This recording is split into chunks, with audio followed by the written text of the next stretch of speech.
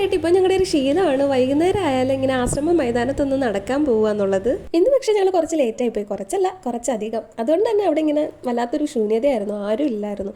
എന്താ പറയുക, ആളൊഴിഞ്ഞ കളിസ്ഥലം എന്നൊക്കെ പറയുന്ന പോലെ അവിടെ ആരും ഇല്ലായിരുന്നു.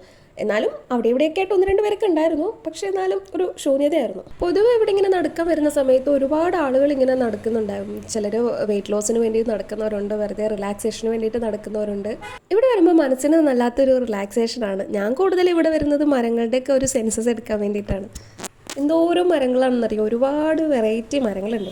ഞാൻ ഈ മരങ്ങളുടെയൊക്കെ ഷേപ്പ് ശ്രദ്ധിക്കാറുണ്ട്. നിങ്ങൾ ശ്രദ്ധിക്കാറുണ്ടോ? ഓരോ മരങ്ങൾക്കും ഓരോരോ ഷേപ്പാണ്, എന്തോ ഒരു ഭംഗിയാണ് ഓരോന്നും ഓരോരോ രീതിയിൽ ഇങ്ങനെ നിൽക്കുന്ന കാണാൻ വേണ്ടിയിട്ട്. അപ്പോൾ ഇവിടെ നിറയെ മരങ്ങളാണ്, പല രീതിയിൽ, പല ഷേപ്പിൽ, പല വ്യത്യസ്തതകളിലുള്ള ഒരുപാട് മരങ്ങളാണ്. പിന്നെ വല്ലാത്തൊരു കൂൾ ഫീലിംഗ് ആണ്. പിന്നെ കിളികളുടെയൊക്കെ ഇങ്ങനെ ഒച്ച കേൾക്കാനായിട്ട് പറ്റും. ഈ രാത്രിയിലും അത് കേൾക്കുന്നുണ്ട്. ഇപ്പം ഞാൻ കേൾപ്പിച്ചു തരാം കേട്ടോ. പിച്ചാൻ പോണ പോയില്ലേ, അതൊരു എനിക്ക് ഭയങ്കര നോസ്റ്റോ ഫീലാണ്. ഇതിൻ്റെ ഞൊട്ട പോലെ നെറ്റിലിട്ട് പൊട്ടിക്കുന്നതൊക്കെ കുട്ടിക്കാലത്ത് ഒരുപാട് കളിച്ചിട്ടുണ്ട്. അപ്പോൾ അതോർത്തിട്ടാണ് അങ്ങനെ നടന്നതേണ്ടത്. ഇവിടെ എത്തിയപ്പോൾ എനിക്കൊരു സൈഡ് വേലുമായി, പിന്നൊന്നും നോക്കിയില്ല, കയ്യിലാക്കി അങ്ങനെ വീണ്ടും നടന്നു. അങ്ങനെ നടക്കുമ്പോഴാണ് ഞാൻ സൈഡിൽ ഈ ചെടിയിൽ നിന്ന് ഈ ഒരു കായ് കണ്ടത്. ഇത് കണ്ടിട്ട് രുദ്രാക്ഷം പോലെ ഉണ്ട്, പക്ഷെ ശരിക്കുള്ള രുദ്രാക്ഷം അല്ല കേട്ടോ. ശരിക്കുള്ള രുദ്രാക്ഷം ഒരു കായയുടെ കുരുവായിട്ടാണ്. ഇതിങ്ങനെ തന്നെ ഡയറക്റ്റ് നിൽക്കായിരുന്നു. ഇത് നമ്മുടെ പുളിമുട്ടായിയുടെ ഒരു മണമായിരുന്നു. സംഭവം എന്താണെന്ന് അറിയാമെങ്കിൽ കമൻറ്റ് ചെയ്യട്ടോ. പിന്നെ ഈ ഒരു മരം ഞാൻ മിക്കവാറും ഉള്ള അമ്പലങ്ങളിലൊക്കെ പോകുമ്പോൾ അവിടെ നിൽക്കുന്ന കണ്ടിട്ടുണ്ട്, പക്ഷേ എനിക്കിതിൻ്റെ പേരൊന്നും അറിയില്ല.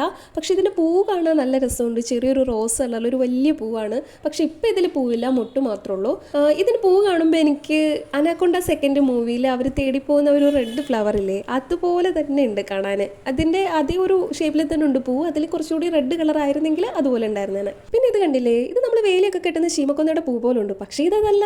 ഇത് ഞാനൊരു മരത്തിൽ നിന്ന് വെച്ച് ചെയ്താ. അതിൻ്റെ ചോട്ടിൽ ഒരുപാട് പൂക്കൾ ഇങ്ങനെ മെത്ത പോലെ കിടക്കുന്നുണ്ടായിരുന്നു. ഇവിടെ എന്തോരോ അപരന്മാരാണല്ലേ.